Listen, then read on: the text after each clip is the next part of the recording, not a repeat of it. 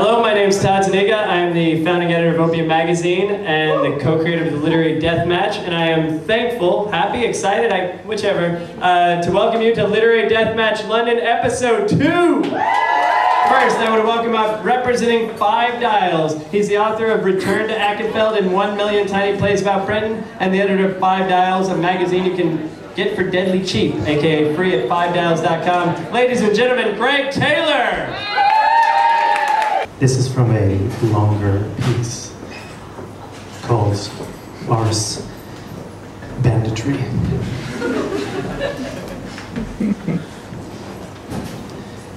I would have expected more than a hug, he said. More would be physically difficult. But you could find a way. What, in all the turbulence? I said. A shadow moved across the flatmate's forehead. You could find a way, he said, if you knew it was going to be a fatal crash.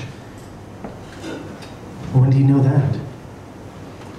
Probably when you start plummeting, I would think. We both lifted our hands and made slicing gestures to dismiss the flight attendant's attempt to sell us duty-free. I turned in my seat and looked out at the window at the brown and dusty patches of France far below. There would be a reflex in your mind, the flatmate said, that would make you realize you're going to die. And something inside you, I asked. Something in your primal brain that would force you to somehow get sex for the last time. Well, I'll give you a hug. Yeah? Okay, thanks, he said, and ripped a corner of the in-flight magazine and stared at his tray table. He ripped another strip. I wouldn't particularly want to end my entire life with a hug, he said, to no one in particular. I'm not a woman, though. Well, that's how strong the urge is for me, he said. And if it happens, he lowered his voice, all I'm saying is just slightly suck me off. If the plane's definitely going down, why does it have to be me? Well, obviously I would reciprocate afterwards, the doctor said. What during the tailspin? I'm conscious that you would also need to take care of the primal part of your mind. You get to go first. Oh, God, Jerry, the flatmate said. You put on your own mask before you put on the mask of the child. Let's hear what you think of Craig Taylor. I didn't hear the title for Craig's story. I know it's an excerpt, but the excerpt that he read I thought should have been called Going Down.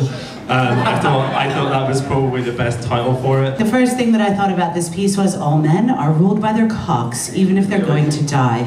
And as a Christian, lesbian, feminist, separatist, and fully qualified air hostess, I can say that this would never, ever happen.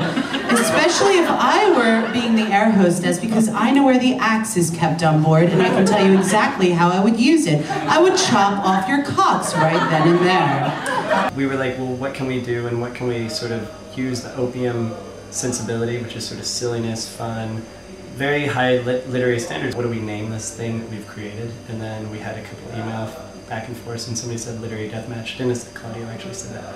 And I was like, stop talking about it, that's perfect. It's just so, it's so perfect for it because it's so over the top, and it does exactly what we want, which is what the series does. It lures people in, but it doesn't specifically reflect what the series is. And so at the end of the night, you get 4 writers that you've listened to closely and you feel moved by, hopefully. And I think now, I mean, this is our 50th show that we've ever done, and the quality is just so amazing every time now. And also you get the hilarity and weirdness of judges, you know, and just think, and then the finale is always meant to just sort of undermine the entire thing, which we love. That's very opium. The funny part of the show is that the judges are always the stars of the show, and the readers and the literary element is secondary. But like I said earlier, the reading becomes more important and becomes the star of the show ultimately, and that's what you take with you afterwards. But what keeps you entertained and what keeps you excited and what keeps you sort of holding your breath after the readings is, what are the judges going to say? What are they going to do? What are they going to think? what we want to do is sort of say, oh, you like that reader? Like, you had no idea who that reader is because you came for this reader. But now you know 2 readers, and maybe 3 or 4, depending on what you like. And so I think in that way, it's definitely promoting literature. Ashna Sarkar.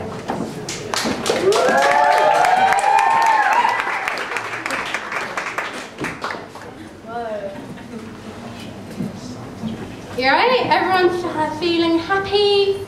Gonna make some noise? Loving it. Is everyone happy over here too? Are you not allowed to make noise? No noise. Okay. I'm gonna force a bit of intimacy here. Has anyone here faked an orgasm? By a show of hands. Yes! Yeah, and I'm specifically looking at my friends because I know their exes. So, I got in trouble for this poem because I posted it on Facebook and my ex-boyfriend commented it going, fucking hell, is that about me? And I was like, do you want me to respond on Facebook? This is called conviction. Sorry if this makes any men uncomfortable. You're a little too stoned to be doing this, but bless you, you're trying. I look past your face and at the ceiling. Bob Dylan and Alice Glass and glow-in-the-dark stars compete for attention. You are just a man, but still all boy. The Toy Story duvet slips down your back, and I grip your shoulders convincingly. In the grey of the anticlimax, I ache for what comes next and what came before. The scramble upstairs as I took you by the hand, dot to dot on your freckles as I wait for breakfast, stale pizza and tea. I don't love you now, but I did, and I will. It hurts a little. I wince and refocus on you, and you think this is a good thing. I can tell.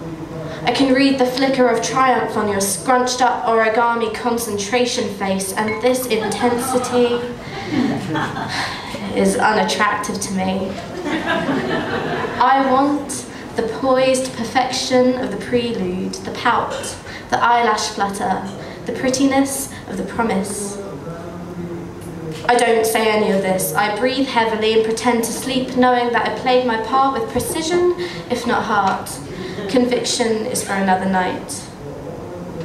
Bless you, you tried. I look past your face and at the wall. And all things considered, you did well, I know. I know you were only in the mood for a hand job lying on the floor. Thank you. For the Damien Park, talking about Ashna Sarkar.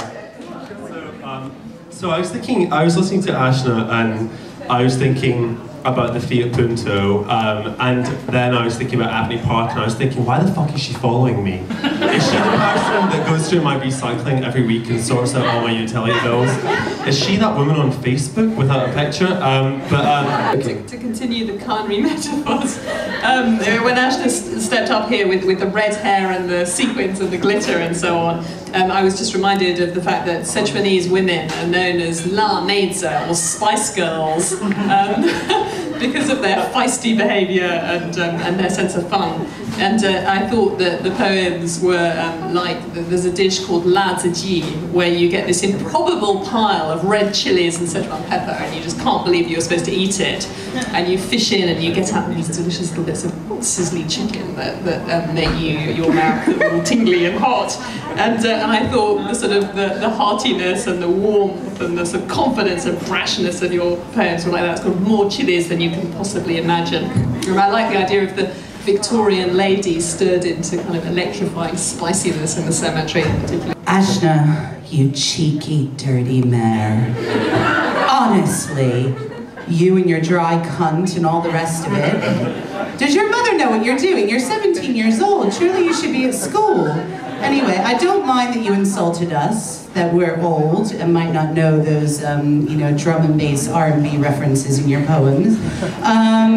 A bit of advice, never apologize if you might upset people in the audience, because you should always be upsetting people in the audience. As a performer, that is your job.